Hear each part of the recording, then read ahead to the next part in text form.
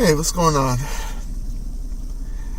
I was just thinking about when I was growing up and seeing lots of people, well, friends of mine, talk about what game consoles they grew up on, and the majority of them will always say, "Yeah, I grew up on Nintendo stuff," and I was like, "Really?" That was the majority. It was like Nintendo products all the time. But, I was born during the 70s, so it was like around 74. So most of my stuff is like growing up on other things other than that, I grew up on like the IntelliStar, Odyssey, other things like that.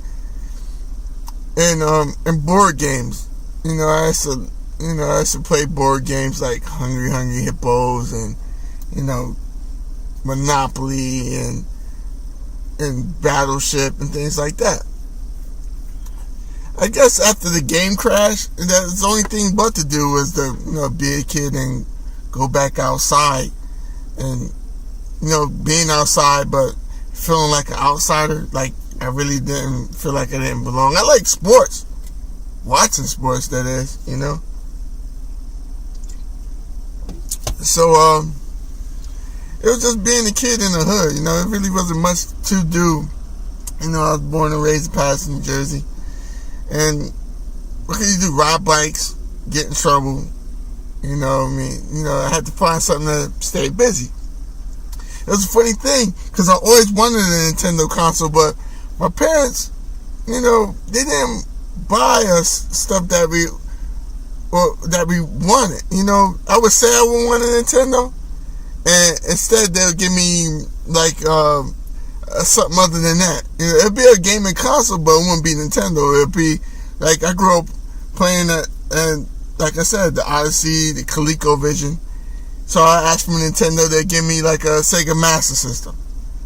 And the Sega Master System was really good. I played most of my game playing on the Sega Master System, like playing games like Enduro Racer and Safari and Hang On, Safari, Jungle Hunt, and Hang On, the motorcycle games. I played that a lot.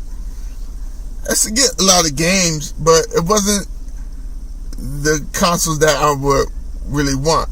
I think for some reason at that time the Nintendo was just really expensive, and my parents wanted to make me happy, but try to get something close to that. See, I wasn't the only gamer in my household. My dad was one. He was an early adopter. He was a Pong. He used to play Pong, and he used to have the Odyssey. He used to love playing stuff, putting the plastic on the TV and play the games with us. And at that time I thought that was awesome. But every time I wanted like a newer generation console, I could never get it, or they wouldn't buy it for me. I would always get like either something that I really wanted that I couldn't get, or I get something next second, like runner up for it. Like I would ask for a Genesis. Instead of a Genesis, they would give me a TurboGrafx 16, which I think was really a very underrated, awesome console. Keith Courage and Alpha Zones and Bonk's Adventure and games like that. I used to play that day in, day out. My dad used to give me those games. They were awesome. Rest in peace, Pop. I miss you. But yeah, he really brought me into the gaming world. And it was fun. I couldn't, at this time I still couldn't get my hands on the original NES. But you notice that I've jumped from all the way from the 70s all the way to like the late 80s, because by the time I got my hands on the original NES, it was really kind of obsolete. They was getting ready to go into like the 16-bit era, and like a few doorsteps to 32-bit with the CD-ROM stuff like PlayStation and all those other consoles. So it was really, I was a late bloomer. Even though I played all the stuff like the Fairchild and things like that, I just couldn't get my hands on a Nintendo. for my own personal use. I had friends that had them. Like I said, I used to go to my friend's house, and back then the 8-bit Nintendo was expensive as hell. I think it was like around $250 or so. And I couldn't get it, so I used to go to his house. You know, the friend that used to live on top of a pizza shop. And if you watching this, you know who you are. I'm not going to mention the name. Those were some fun times.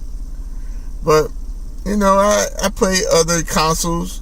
I play a lot of different systems like Genesis, ColecoVision, Commodore 64. But I guess I couldn't obtain any Nintendo stuff. I couldn't even get a Super Nintendo. I didn't get a Super Nintendo until I was around maybe 16 or 17 years old. And people look at me like, damn, you never played Nintendo stuff? I'm like, no, not really. I wasn't brought up on it. I played all third-party stuff or other companies. Actually, I think I'm happy because of that, because it opened me up for a whole lot of gaming experiences. You know, so it was pretty, how you say, broadening. I got to play imports. I was playing unknown games, and a lot of good ones that a lot of people be like, oh yeah, I've heard of that, and I played those games.